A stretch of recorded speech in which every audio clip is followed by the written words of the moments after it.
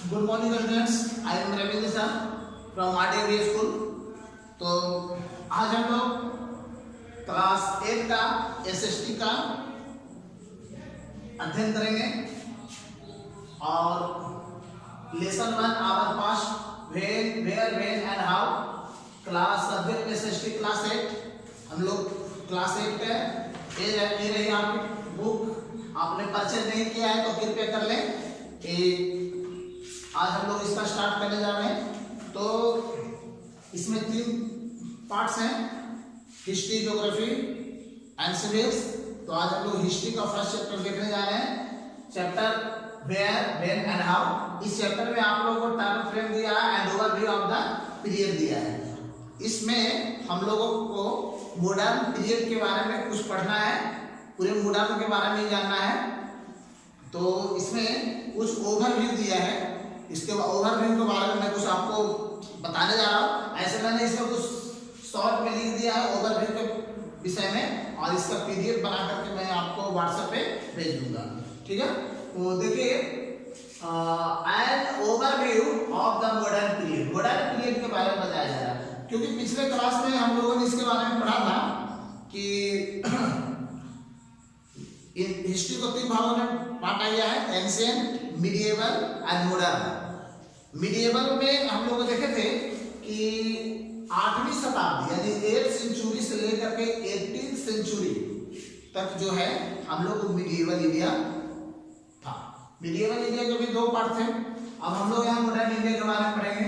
तो modern India में हम लोग देखेंगे कि मॉडर्न इंडिया का शुरुआत कब से हुआ, कैसे हुआ, किन किन कंपनियों का भारत में आगमन हुआ, कौन कौन से कंपनी का भारत में अधिकार हुआ, ठीक है, इसके विषय में। तो an overview of the modern period after the death of Aurangzeb.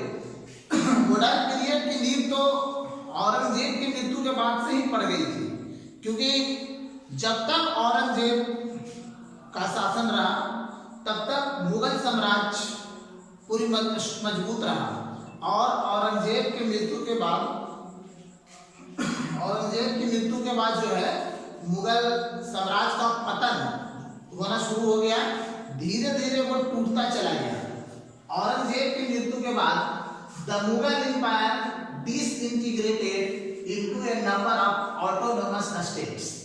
जो भी छोटे मोटे राज्य जो थे वो औरंगजेब यानी मुगल साम्राज्य के अधीन थे, मुगल साम्राज्य के अंदर आते थे।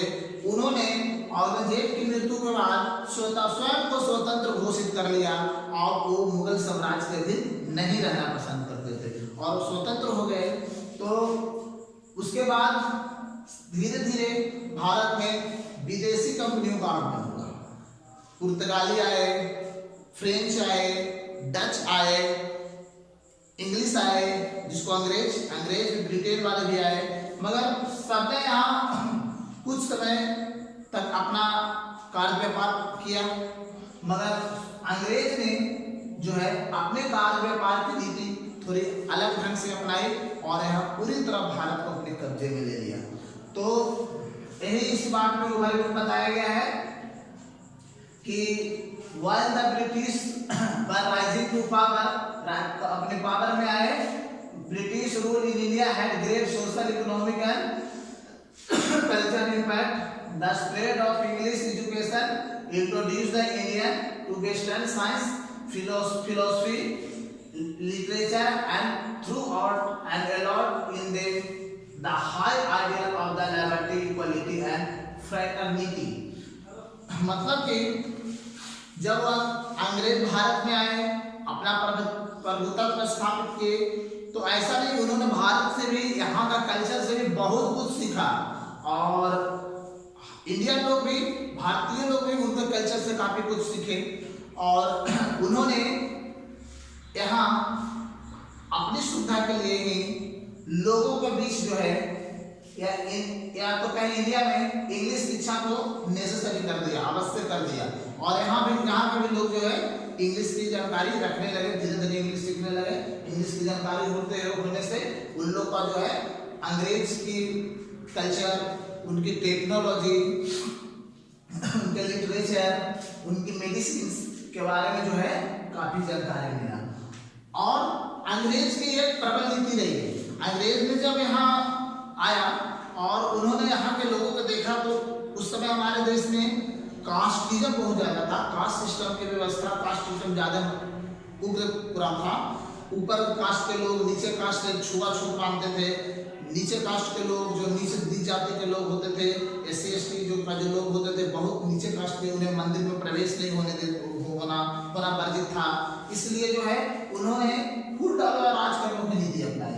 उन्होंने उन लोगों को बीच हमदर्दी दिखाया और कहा कि नहीं, तुम सब समान हो, सबको समान अधिकार मिलना चाहिए। हमारे देश में इस प्रकार की कोई व्यवस्था नहीं है, हम लोग सब एक समान रहते हैं और आपस में लड़वा करके अपना प्रभुत्व स्थापित करते हैं। फिर धीरे धीरे उन्होंने सारे भारतीयों को, इंडियन लोग को क्रश करना शुरू किया, उन्हें मजबूर करना शुरू किया, उनसे जबरदस्ती टैक्स वसूलना शुरू किया, लगान वसूलना शुरू किया और उन्हें स्लेव की तरह, नौकरों की तरह उनसे बर्ताव करने लगा। तो कुछ हमारे देश के जो विद्वान लोग थे, हमारे देश के सुचिंतक थे, उन्होंने इसका विरोध किया और स्वतंत्र भारत की मांग की। और इसका start the struggle of national independence started in 1905, यानी 1905 में जो है स्वतंत्र भारत के लिए संघर्ष चालू हो गया।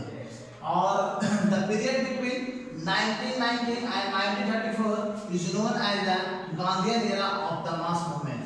और 1919 से 1934 तक का जो बीच का समय रहा स्ट्रगल का, उसे जो है गांधी पीरियड के नाम से, गांधीयन एज के नाम से जाना गया, क्योंकि गांधी जी हमारे देश के एक बहुत ही जाने माने और काफी एक्टिव फ्रीडम फाइटर हैं, फ्रीडम फाइटर माने जाते थे और उन्हें राष्ट्रपिता के नाम से जाना जाता है, राष्ट्रपिता का दर्जा मिला।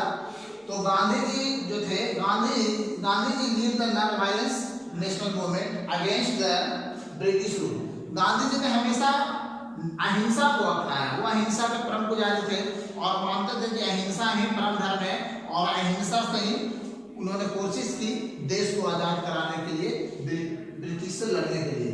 सम revolutionaries also made significant contribution of the freedom struggle.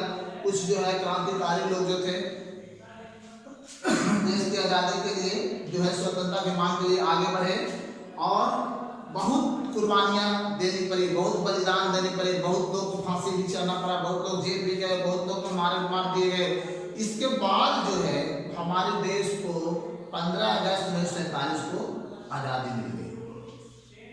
उसके बाद से हमारे देश में after independence there began a task of national reconstruction and rebuilding of the national economic. हमारे देश का इकोनॉमिक्स को कैसे बनाना है, उसको कैसे चलाना है, इस सब की व्यवस्था जो है हमारे देश के लोगों ने मिलकर के व्यवस्था की और 26 जनवरी 1950 को एक लिखित संविधान लागू किया।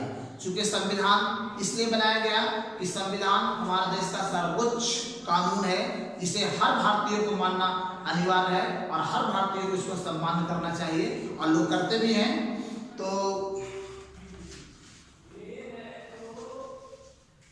इस जब भारत जब आजाद हुआ तो कुछ ऐसे राज्य थे, छोटे मोटे राज्य, कुछ राज्य थे जैसे आंध्र थे, आंध्र प्रदेश, गुजरात, कुछ ऐसे राज्य थे जो नहीं चाहते थे कि हम एक मिल करके पूर्ण भारत का निर्माण करें।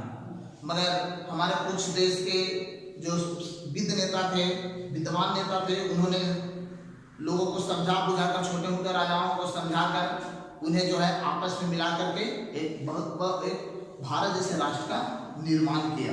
और उसके बाद हमारा देश जो है शांति का दूत बनकर अपने पथ पर विकासशील होकर अग्रसर हो गया और आज हमारा देश एक डेवलपिंग कंट्री है और इसकी इकोनॉमी विश्व की दूसरी बड़ी इकोनॉमी मानी जाती है, जो कि हमारे देश का अर्थव्यवस्था है, विस्तृत अर्थव्यवस्था का होते हुए भी विश्व की दूसरी बड़ी इकोनॉमी मानी जाती है।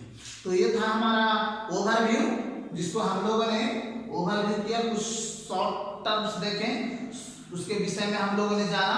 नेक्स्ट पीरियड में हम लोग को जानना है कि major development during the 18th century, 18वीं शताब्दी में हम लोग का देश का विकास कैसा था, कितना विकसित है, इस विषय में हम लोग अगले वीडियो में, अगले क्लास में जानकारी प्राप्त करेंगे। Thank you.